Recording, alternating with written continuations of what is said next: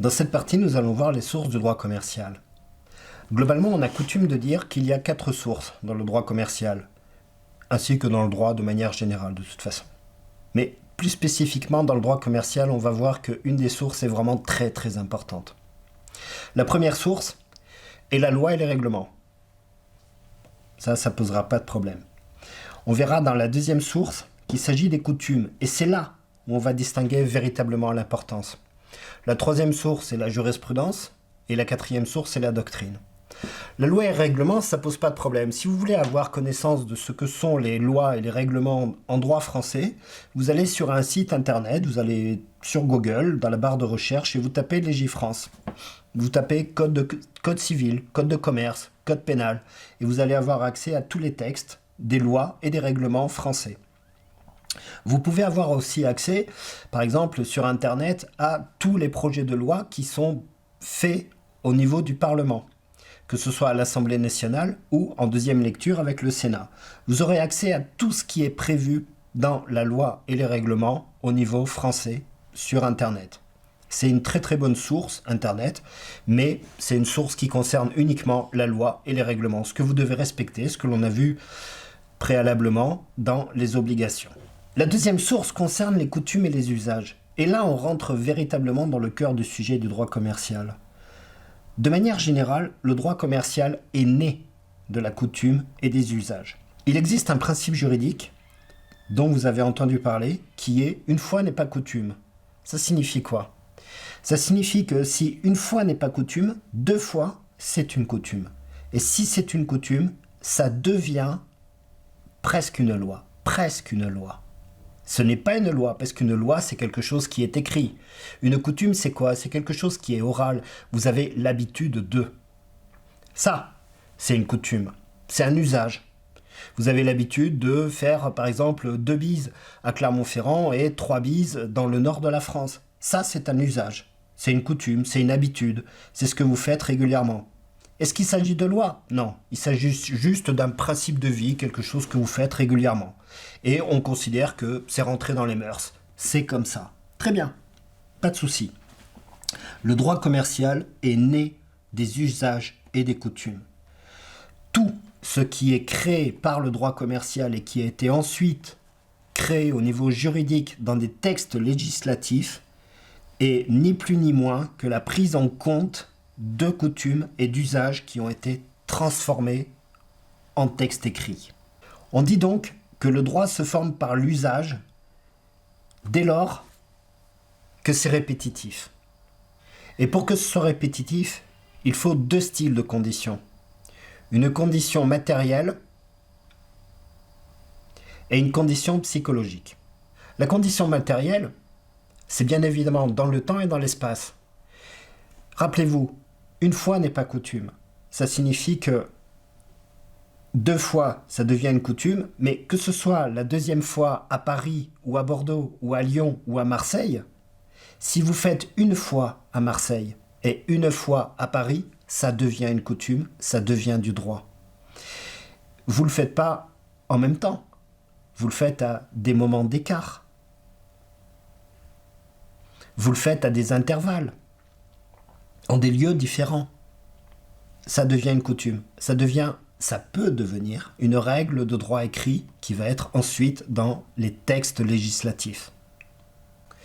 Et la condition psychologique fait qu'à partir du moment où vous déterminez qu'il y a une coutume, ça rentre dans ce, tout à l'heure dont je parlais, les mœurs. Ça rentre dans les mœurs. C'est-à-dire que une coutume va être tellement imbriquée dans notre système de procédure, de détermination, d'habitude, que ça va devenir une loi. Et ça va avoir un caractère obligatoire. Est-ce que ça a un caractère obligatoire comme on a vu par exemple sur une obligation légale, conventionnelle ou délictuelle ? Oui. Oui. Ça ne sera pas une obligation légale, mais ça pourra le devenir si ça devient, la coutume devient écrite. La jurisprudence. La jurisprudence, c'est quoi ? C'est l'intégralité des décisions qui sont rendues par des juridictions françaises et est-ce que oui ou non ça fait du droit ? Moi, j'aurais tendance à dire que les décisions qui sont rendues par les juridictions françaises, ce n'est pas des textes législatifs avec une valeur légale, probante, etc. Mais c'est une indication de comment est-ce que les praticiens du droit vont juger certains faits juridiques. Donc la jurisprudence a un énorme intérêt. Par exemple, l'intégralité du droit anglo-saxon est basée sur la jurisprudence. En France, notre droit est basé sur la loi et les règlements. Il n'est pas basé sur la jurisprudence. Autrement dit, les décisions qui sont rendues par les juridictions du premier ou du deuxième degré, c'est-à-dire par exemple un tribunal de grande instance et en deuxième degré par une cour d'appel, peuvent être sanctionnées par ce qui ne correspond pas à un troisième degré, mais qui correspond à l'analyse du droit par la Cour de cassation. Et si la Cour de cassation fait ce que l'on appelle une affirmation de l'arrêt de la Cour d'appel, à ce moment-là, la Cour de cassation va renvoyer devant une nouvelle Cour d'appel pour avoir à rejuger cette affaire. C'est ça la jurisprudence. Pourquoi la jurisprudence existe? Pourquoi elle est importante dans notre système juridique français?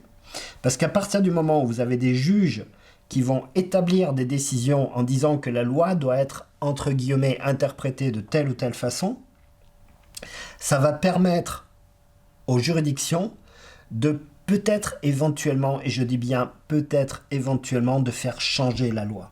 Certains magistrats en France considèrent que la loi est mal faite, mal écrite, parce que au niveau des praticiens qu'ils sont, ils constatent qu'ils ne peuvent pas appliquer correctement le droit français. Donc ils rendent des décisions, et ces décisions sont régulièrement revues et corrigées par la Cour de cassation. Et la Cour de cassation, systématiquement, elle casse des arrêts qui sont rendus par des cours d'appel, et elle renvoie devant des cours d'appel pour que ce soit rejugé.